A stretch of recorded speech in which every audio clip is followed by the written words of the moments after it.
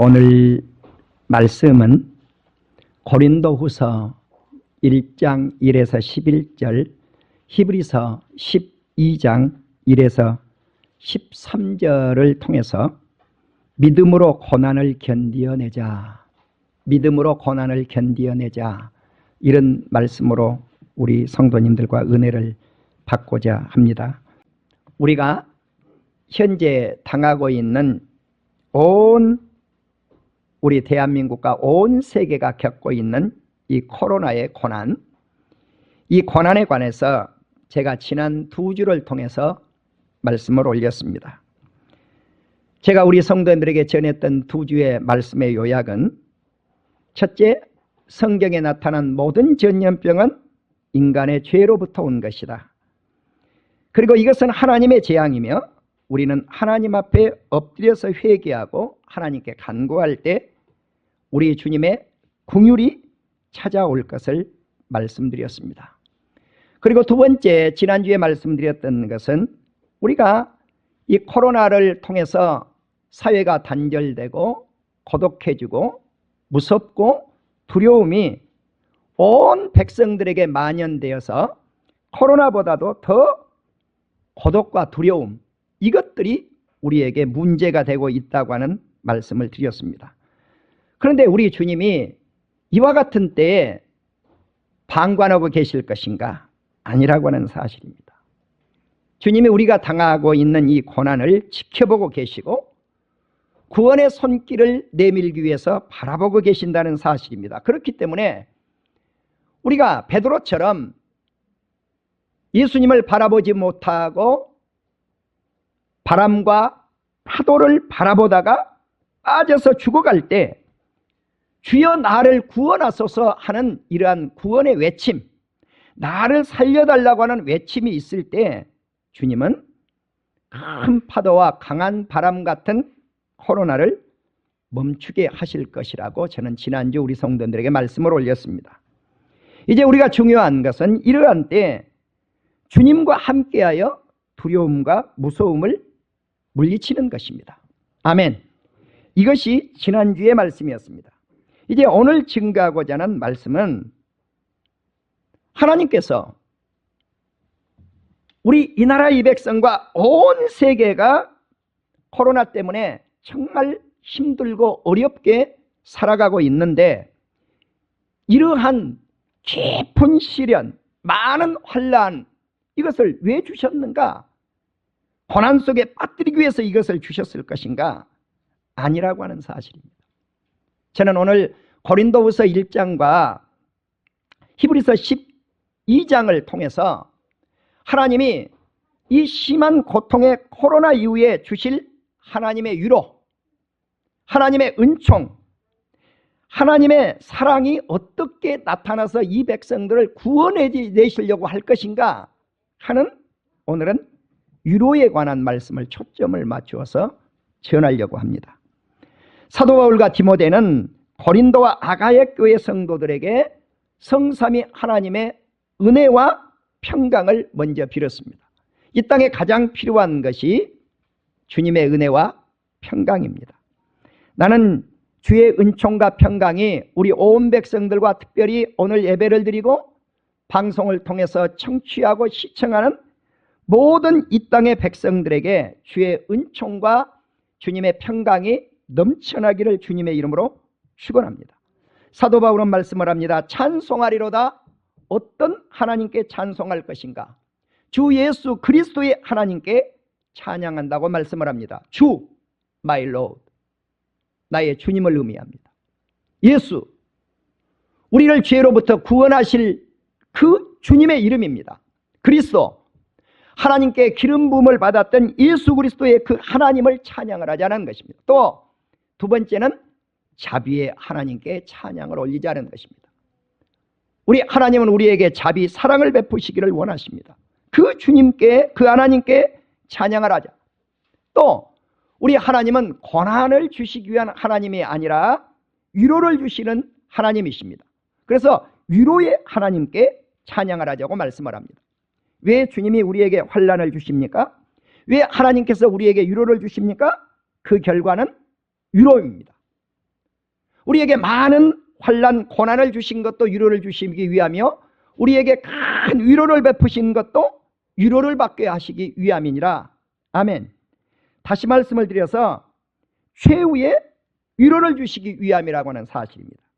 그런데 지난주에 세계보건기구가 팬데믹을 선언을 했죠. 이 팬이라고 하는 뜻은 모두라고 하는 뜻이고 데믹이라고 하는 뜻은 사람이라고 하는 뜻이에요. 그러니까 모든 사람, 팬데믹 모든 사람에게 무엇이 임한다는 뜻입니까? 전염병이 확산된다는 뜻이에요. 네. 세계보건기구가 이것을 발표하니까 주가가 유럽 증시에서 나스닥 같은 경우 보면은 나스닥 같은 경우에는 0.56% 정도가 하락해버리고 말아요. 순식간에. 자, 그래서 이것이 우리나라 경제에 어떤 영향을 당장 미쳤는가? 2011년 이후에 사이드카와 서킷 브레이크가 발동을 합니다. 나도 이러한 경제 용어를 잘 모릅니다. 그래서 공부를 좀 했어요. 예. 사이드카가 뭔가 했더니 코스피가 발동하는 경고고요. 서킷 브레이크는 코스닥에서 발동하는 경고예요. 이 사이드카가 발동이 되면은 이제 모든 주식시장이 20분 동안 정지가 돼버려요. 그런데 온 주식시장이 완전히 멈춘 거 20분 동안. 그리고 그 이후에 10분 동안은 20분 전에 발동하기 직전 그 주가가 10분 동안 거래가 되는 거예요. 이것이 우리나라의 2011년 이후에 처음이었다고 하는 것입니다. 자, 여기서 우리는 한번 생각해 볼 필요성이 있어요. 일본과 같은 경우는 30년 만에 최저가로 추락을 했고요. 미국과 같은 경우는 보면은 1980년 이후에 처음이었다고 합니다. 자, 그러니까 모든 사람에게 전염병이 확산된다고 하는 이 발표 한마디에 이렇게 세계 경제가 추락하는 지수를 나타내더라는 거죠. 이 발표 후에 우리 대통령께서 무엇을 발표했습니까? 희망이 힘입니다 그랬어요. 예, 이와 같은 위기 속에서도 희망이 힘입니다. 그러면 무엇을 가지고 희망을 줄 수 있을 것이냐는 거죠. 우리 기독교인들에게, 우리 성도님들에게 무엇을 가지고 희망을 줄 수 있겠습니까? 하나님의 위로만이 우리에게 희망을 줄 수 있는 능력이 될 줄로 믿습니다. 하나님께로부터 이 재앙이 왔다면 하나님께서 우리에게 위로를 주셔야 되지 않겠습니까? 아멘. 사랑하는 우리 성도 여러분, 그리고 나서 지난주 13일 날 트럼프 대통령이 국가 비상사태를 선포를 하죠. 이 국가 비상사태를 선포할 때 500억 달러를 이 재난기금에다가 투자를 하겠다. 그러면서 애화를 하나 들었는데 어떤 나라를 애화를 들던가요? 한국에는 확진자 수가 이렇게 밝혀질 때 검사자의 약 3-4% 정도만 확진자였다. 이 통계를 발표합니다. 이것은 무엇을 의미합니까? 가장 거대한 나라가 지표를 삼았는데 그것이 대한민국의 지표라는 겁니다. 아멘. 이것은 무엇을 의미하냐면은 우리 대한민국 의료진이 세계 가장 으뜸 가는 의료진이라고 하는 것을 증명해주고 있습니다. 이 발표가 나자마자 주식시장의 주가가 폭등을 하는데 나스닥 지표 9%대가 더 상승해서 올라갑니다. 이제 이처럼 어떤 발표가 하나 있을 때 경제가 추락하고 어떤 특정인이 발표가 하나 있을 때 경제가 살아나는, 이것이 우리가 살고 있는 현재 우리들의 모습입니다. 그래서 저는 세계는 한 가족이구나, 한 집안 살림이구나, 이것을 느껴보았습니다. 이와 같은 시대에 바울의 말을 비유하자면 세계 경제의 고난이 얼마나 극심한가를 지금 보여주고 있다는 사실이에요. 그렇다면 성경은 이러한 고난이 넘친 것은 고난을 주려고 하는 것이 아니라는 사실입니다. 뭐라고 주님은 말씀을 합니까? 위로를 넘치게 하여 주기를 원한다는 뜻입니다. 고난이 넘치는 것 같이 위로를 넘치도록 주겠다. 또 하나는 주님이 이러한 고난 가운데서 하나님의 백성들을 구원해 내시겠다고 말씀을 합니다. 그러므로 우리는 이러한 난관은 예수 그리스도를 믿는 믿음으로 견뎌내어서 승리해야 된다고 하는 사실입니다. 바울은 이렇게 말씀을 합니다. 위로가 너희 속에 역사하여 우리가 받은 것 같은 고난을 인내 가운데 그 동일한 고난들을 너희도 견디게 하느니라고 말씀하고 있습니다. 바울은 아시아에서 당한 고난이 힘에 겹도록 살 소망까지 끊어지는 사형 선고를 받은 줄 알았다고 고백을 합니다. 자, 여기서 바울이 어떻게 아시아에서 받은 사형 선고 같은 고난을 어떻게 받았는가 바울이 정확하게 밝히고 있지를 않기 때문에 알 길은 없습니다. 그러나 고린도후서 11장 22절에서 33절을 보면 바울이 복음을 전하면서 당한 고난을 어느 정도는 알 수가 있습니다. 그는 고린도후서 11장 22절에서 이렇게 말씀을 합니다. 그들이 히브리인이냐? 나도 그러하다. 그들이 이스라엘이냐? 나도 이스라엘이다. 그들이 아브라함의 자손이냐? 나도 아브라함의 후손이다.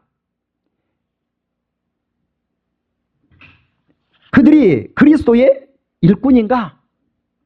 정신없는 말을 하는도다. 나는 더욱 그러하도다. 나는 더욱 그리스도의 일꾼이라고 말씀을 하면서 그가 당한 외적 고난을 한 20가지를 말씀을 하고 있습니다. 외부적인 고난. 자, 성경에 있는 대로 제가 빠른 속도로 말씀을 올리겠습니다. 수고를 넘치도록 하고, 두 번째는 옥에 갇히기도 더 많이 하고, 세 번째 매도 수없이 맞고, 네 번째 여러 번 죽을 뻔했고, 다섯 번째 유대인들이 40에 하나를 감한 몽둥이를 쳤어요. 그러니까 39대죠. 39대를 5번 맞았으니까 195대 권장을 맞았고, 여섯 번째 보니까 3번 태장 몽둥이로 맞았고, 일곱 번째 한 번은 돌로 맞았고, 여덟 번째 3번 배가 파선해서 일주일 동안 깊은 바다에서 지냈다고 말씀을 합니다.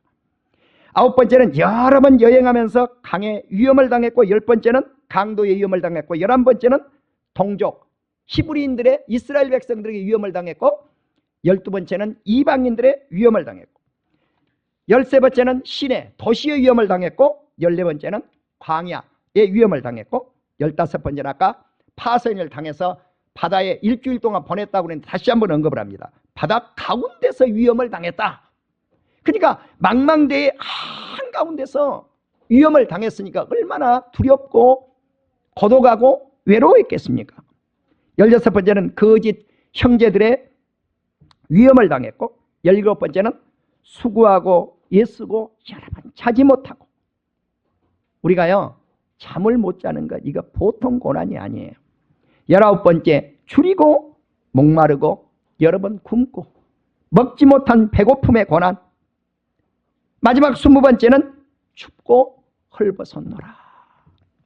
그러니까 바울이 아시아에서 당했던 고난들도 여기에서 소개하고 있는 이 고난 속에 내포되어 있지 않겠는가 하고 우리가 추측해 볼 수가 있겠습니다. 또 이것뿐만 아니라 겉모습은 그러한 약 20가지의 고난을 당했는데 내면적으로는 어떠한가? 이러한 일은 고사하고 아직도 날마다 내 속에 눌린 일이 있다는 거예요. 자기 자신을 억압하고 있는 것이 있는데 그것이 무엇인가? 모든 교회들을 위한 염려라, 근심이라 그랬어요. 누가 약하면 내가 약하지 아니하며 누가 실족하게 되면 내가 애타지 아니하겠는가. 성도들이 약해질 때, 성도들이 넘어질 때 바울은 그것 때문에 염려하고 눌리고 살았다는 것입니다. 외적으로 내면적으로 바울은 이와 같은 고난 속에서 살아갔습니다. 그렇지만 이와 같은 고난에 빠진 하나님의 사람을 그냥 하나님은 버려둘 것인가? 아니라고 하는 사실입니다. 예수님이 이러한 사실에 내가 거짓말을 하지 않고 있다고 하는 것을 나의 증인이라고 바울은 고백을 합니다. 이제 우리는 이와 같을 때, 이렇게 고난이 심할 때 누구를 의지해야 될 것인가? 우리 자신을 의지하지 아니하고 하나님만 의지하라고 하는 것입니다. 우리가 세상이 이러한 위기가 올 때, 전염병의 위기, 고독의 위기, 두려움의 위기, 경제의 위기, 교회의 위기, 우리가 예배를 드리지 못한 상황에 처한 것, 이거 위기입니다. 위기인데 이러할 때 주님은 너희 자신들을 의지하지 말라. 너희들 스스로 이 문제를 풀 수 없느니라. 아멘. 그럼 누구만 의지해야 될 것인가? 오직 하나님만 의지하여라. 아멘. 전적으로 하나님을 의지하면 큰 사망 가운데서 과거에도 건지셨고 현재에도 건지실 것이며 미래에도 건지실 줄을 아노라. 믿노라. 아멘. 과거나 현재나 미래에 우리 주님이 건져주실 것이라는 것입니다. 그렇다면 바울이 협력을 당부합니다. 무엇을 협조해달라고 하는가? 간구, 기도로 협력해서 이 문제를 해결해 나가자고 말씀을 합니다. 이제 히브리서 12장은 이렇게 말씀을 합니다. 우리가 구름같이 둘러싼 허다한 증인들이 있으니 모든 무거운 것과 얽매이기 쉽고 유혹하는 죄를 벗어버리고 인내로서 우리에게 당한 경기를 달려나가자. 경주하지 않은 것입니다. 앞으로 전진해 나가지 않는 것입니다. 그럼 우리가 누구를 바라보고 경기를 해야 될 것인가? 믿음의 주요, 우리를 온전케 하시는 이인 예수 그리스도를 바라보자는 것입니다. 예수님은 십자가를 지실 때 십자가의 부끄러움을 상관하지 아니하시고 개의치 아니하시고 예수님이 십자가에서 죽으시고 부활하시고 승천하시고 하나님 보좌에 앉으실 이 놀라운 일을 생각하시고 십자가를 참고 인내하여 견뎌내셨다는 것입니다. 아멘. 그렇습니다. 우리가 힘들고 어려울 때, 고난을 만날 때 누구를 바라봐야 될 것인가? 예수님을 바라보면 이겨내게 될 줄로 믿습니다. 사랑하는 우리 성도 여러분, 성경은 이렇게 말씀을 합니다. 너희가 피곤하여 낙심하지 않기 위하여 연약해져서 마음들로 지치지 않도록 죄인들이 같이 자기에게 거역한 일을 참으신 예수님을 생각하라. 우리가 아무리 이 세상에서 고난을 만났다고, 극한 고난을 만났다고 할지라도 아직 죽지 않았다는 거예요. 주님처럼. 여러분, 죽었습니까? 우리가 아무리 고난을 당했다고 살아있잖아요. 그렇기 때문에 우리의 모델이 누가 되어야 될 것인가? 예수님이 되어야 돼. 예수님을 쳐다보고 살자는 것입니다. 아멘. 이 극심한 고난을 인내하면서 이겨내자는 것입니다. 너희가 죄와 싸우되 아직 피 흘리기까지는 대항하지 아니하고 또 아들들에게 권하는 것 같이 너희에게 권면하신 말씀을 잊었도다. 그럼 이 권면의 말씀이 어떤 말씀인가? 잠언 3장 11에서 12절이에요. 이 권면이 어떤 말씀인가? 내 아들아, 주의 징계하심을 경히 여기지 말아라. 멸시하지 말으라는 거예요. 주님께서 우리에게 매를 때릴 때, 징계를 내릴 때, 재앙을 내릴 때, 고난을 주실 때 그것을 멸시하지 말라는 것입니다. 하나님의 고질함 책망을 받을 때 연약해지지 말아라. 낙심하지 말아라. 아멘. 왜? 주님이 미워하는 사람에게 매를 때리는 것이 아니라 사랑하는 자에게 매를 주시느니라. 아멘. 나는 이 말씀을 이렇게 해석을 하고 싶어요. 하나님께서 코로나를 주셨는데 온 세계 백성들이 미워서 주셨냐는 거죠. 아니라는 것입니다. 내가 너희를 지극히 사랑했기 때문에 이 매를 너희에게 주었다. 아멘. 이것을 통해서 깨달으라는 것입니다. 회개하고 주님께 돌아오라는 것입니다. 아멘. 그것입니다. 그래서 주께서 그 사랑하신 자를 징계하시기 때문이다. 아멘. 왜냐고 하면 그 사랑하는 자를 징계하고 훈계하신다는 것입니다. 그가 받으신 아들마다 주님이 벌을 내리시고 채찍질을 가하신다는 거예요. 너희가 참음은 징계를 받기 위하며 하나님의 아들과 같이 너희를 대우하시나니 어찌 아버지가 징계하지 않는 아들이 있으리요. 징계가 다 받을 때에는 힘들고 어려워요. 그런데 받고 나면 이것이 양약이 되게 될 줄로 믿습니다. 만일 징계가 없다면 사생자라고 말씀을 합니다. 사생자가 어떤 뜻입니까? 정식으로 결혼해서 낳은 아들이 아니에요. 결혼하지 않고 낳은 아들을 사생자라고 한다. 그런데 우리 하나님은 우리를 사생자 취급하지 않고 친아들을 취급을 하시느니라. 아멘. 사생자 같으면 징계 내리지 않는다는 거예요. 친아들이기 때문에 징계를 내린다는 거예요. 또 우리 육신의 아버지가 우리를 징계해도 내가 나를 낳아주신 어머니 아버지께 공경하고 순종하고 따르거든 어찌 하물며 영적인 아버지이신 하나님 아버지께서 징계하실 때 아버지 하나님을 공경하지 아니하려. 아멘. 그렇습니다.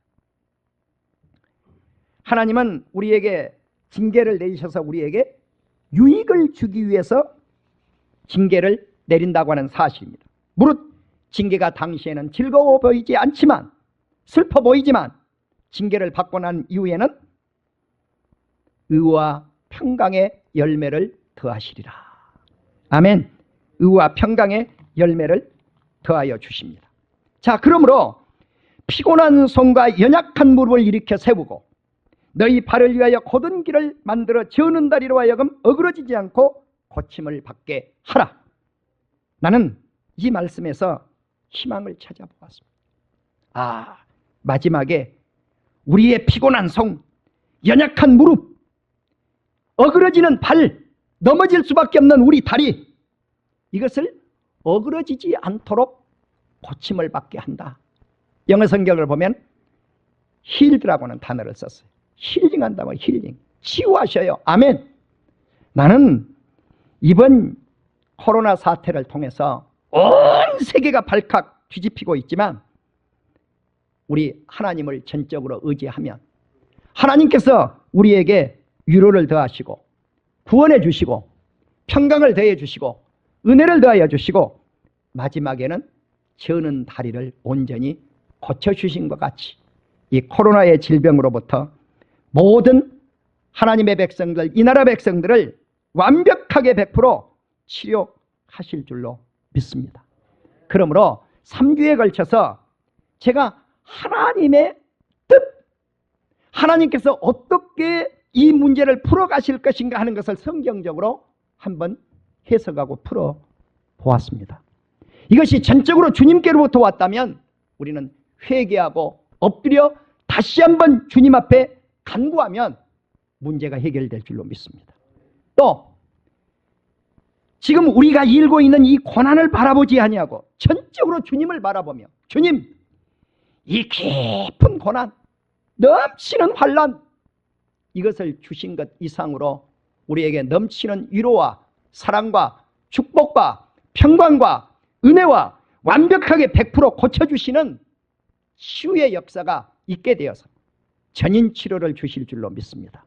내면적으로는, 영적으로는 우리에게 구원을, 외적으로는 코로나가 물러가서 모든 백성들에게 100% 완치되는 놀라운 역사를 덧입혀 주시옵소서라고 하는 이와 같은 간구가 우리의 입술에서 울려 퍼지는 역사가 있기를 주의 이름으로 축원합니다.